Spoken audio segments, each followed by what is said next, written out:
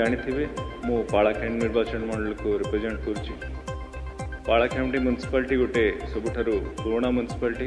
गजपति जिला पारड़ाखेमुंडीर दीर्घ दिन हब मुख्य समस्या बाईपास रास्ता रही बेले आज से प्रसंग में प्रथम थर विधानसभा जाई प्रश्न रखिले और तुरंत कार्य आरंभ करने मान्यवर मुख्यमंत्री को निवेदन कले मान्यवर पारड़ा विधायक रूपेश पाणिग्राही। यह सारा गजपति जिलार बुद्धिजीवी महल में चर्चार केन्द्रबिंदु पलटि जमापड़ी। गजपतिर कृष्ण कुमार बेहरा रिपोर्ट HMTV गजपति। मान्यवर विधायक रूपेश कुमार पाणिग्राही।